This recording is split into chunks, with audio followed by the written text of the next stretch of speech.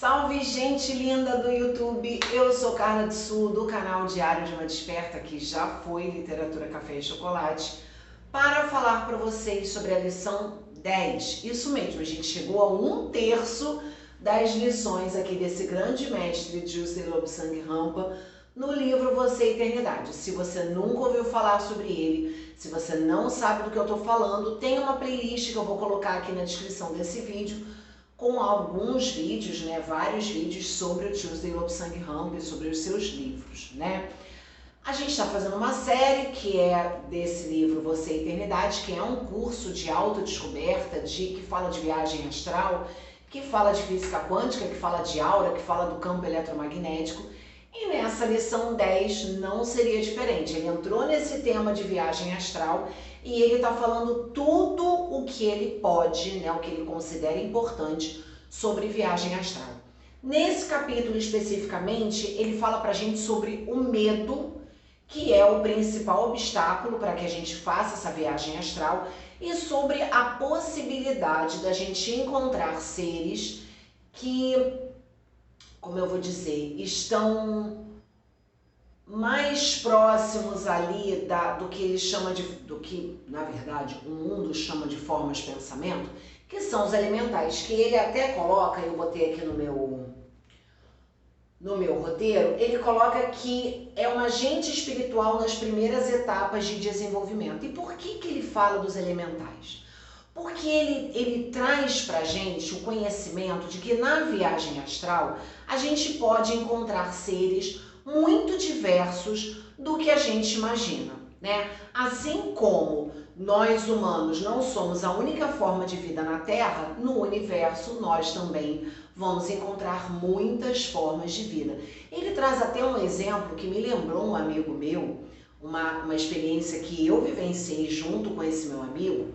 Ele traz o exemplo de que quando a pessoa está embriagada, ela faz essa viagem astral de uma maneira muito rápida e muito inconsciente. E muitas vezes ela vê em uma outra dimensão, Ela vê a outra dimensão e ela tem contato com aranhas, com baratas, com coisas que lhe causam medo, E que são atraídas ali pelo inconsciente dela. E tem contato com espíritos com seres desse mundo que têm uma conformidade física muito diferente da nossa, Que estão ali com formas muito diferentes. E esse meu amigo, uma vez eu cheguei na casa dele, eu era adolescente, e ele estava embriagado, a mãe dele inclusive me ligou para eu ajudá-la, porque ela não estava conseguindo lidar com ele, e ele estava gritando no quarto dele, dizendo que ele estava sendo atacado por aranhas. E era uma coisa que ele tinha muito medo. E ele contou pra mim quando ele já tinha saído desse estado de embriaguez, já tinha tomado banho, já estava no dia seguinte. Ele falou pra mim: Carla, eu realmente via aranhas subindo pelo meu corpo. E eu tinha certeza que ele tinha visto, que ele tinha entrado por uma outra dimensão. Mas o Lobsang Rampa é o primeiro autor que eu leio, outros podem falar sobre isso, mas eu ainda não li. É o primeiro autor que eu leio que fala com muita lucidez que quando a gente está num estado hipnótico ou num estado causado por embriaguez ou causado por alguma droga, a gente entra, a gente faz uma viagem astral meio que instantânea e a gente tem contato com uma outra dimensão, só que numa escala vibratória baixa, e por isso a gente vai ver aí esses espíritos que estão ali ligados a essa vibração de medo, de raiva, de ressentimento. Muito que bem, se você estiver numa escala vibracional alta, estiver voltado para gratidão, para felicidade, para paz, que não é o estado de euforia. Quando a gente fala gratidão, muitas pessoas entendem como estado de euforia. Não é um estado de euforia, é um estado de paz, de tranquilidade, de plenitude. Se você vai fazer a viagem astral nesse estado, muito dificilmente você vai encontrar um ser desse jeito. E ele até fala aqui, que eu coloquei no início do meu roteiro, que a gente na maioria das vezes, a gente não vai nem encontrar nenhum espírito, A gente não vai encontrar ninguém, a gente não vai encontrar nenhuma forma de vida. Dependendo do nosso estado vibratório, se a gente estiver bem equilibradinho, a gente pode encontrar os nossos mentores, pessoas que visam nos ajudar nesse processo de despertar, tá?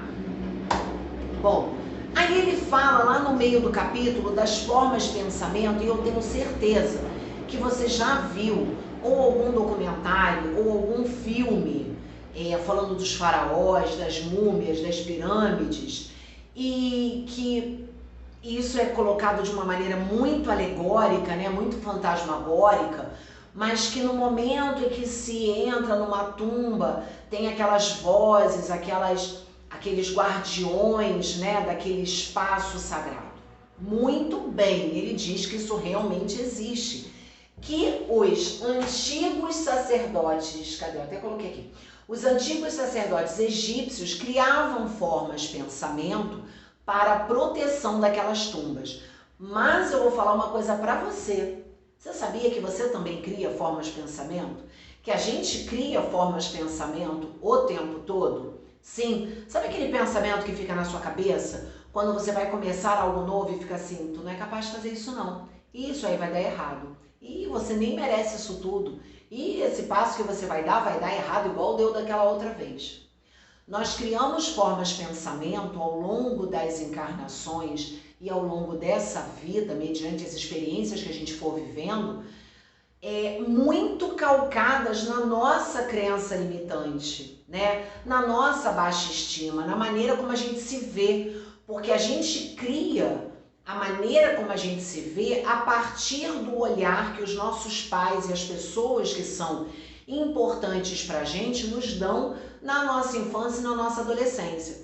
Só que o que a gente esquece e o que a sociedade faz questão que a gente esqueça, é que essas pessoas que formulam esses pensamentos a nosso respeito, estão formulando esses pensamentos a partir do sistema de crenças delas, a partir do que elas consideram certo e errado. E você pode ter o direito de ter o seu sistema de crenças e se olhar e perceber quem é você, independente do que aquela pessoa acha, mesmo sendo seu pai, sua mãe, sua avó, sua tia, seus irmãos.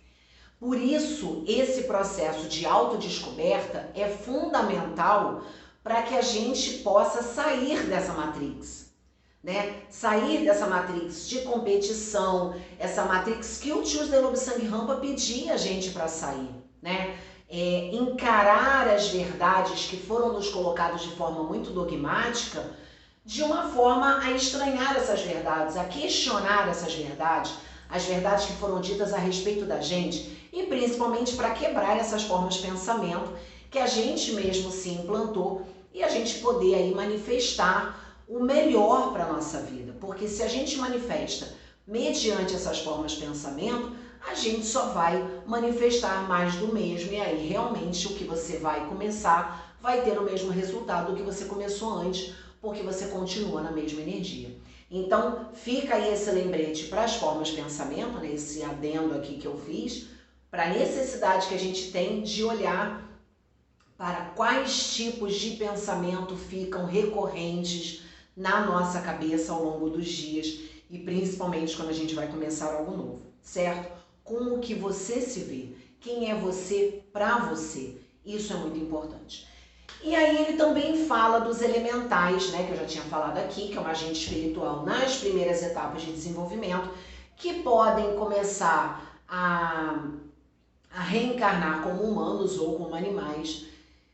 Discordâncias à parte, eu não posso nem dizer que eu discordo do Lobsang Rampa, porque o conhecimento que eu tenho sobre os elementais é muito pequeno.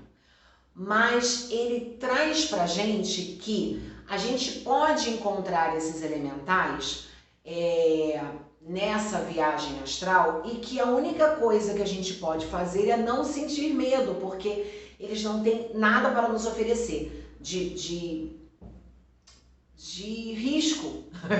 Faltou a palavra. Eles não nos oferecem risco, né? Eu lembrei quando eu era espírita, que falavam muito dos espíritos zombeteiros, eles têm uma atitude, pelo que o Rampa está falando aqui, eles têm uma atitude muito parecida com os espíritos zombeteiros, e que vão ficar observando você para ver se você tem medo. Caso você encontre, ele diz que tem 90% de chance de você não encontrar nenhum deles. tá? Mas caso, vamos dizer aí que você resolveu fazer a viagem astral e você deu de cara com o elemental. Ele diz que a única coisa que você precisa fazer é não ligar para o fato e seguir a sua viagem, vai fazer a sua viagem, porque eles vão ficar te observando para ver se eles te colocam algum medo, e aí você tendo medo, se você ficar com medo, eles vão acabar ali meio que perturbando um pouquinho você, né? Como é que eu vou dizer? É uma criança zombeteira, gente. Vai ficar ali querendo criar quizila. Se você der bola, eles vão continuar. Se você não der bola, você vai seguir em frente e eles vão seguir o caminho deles. Mas ele diz, gente, que isso é 1% de chance. Então, por favor, né? Vamos fazer nossas viagens astrais numa vibração alta, sem se preocupar de encontrar ninguém. O medo é o maior obstáculo que a gente tem. Então, vamos botar o medo de lado, vamos ressignificar esse medo.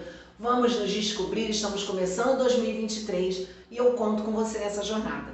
Gostou? Dá aquele like, comenta, compartilha e se inscreve, né?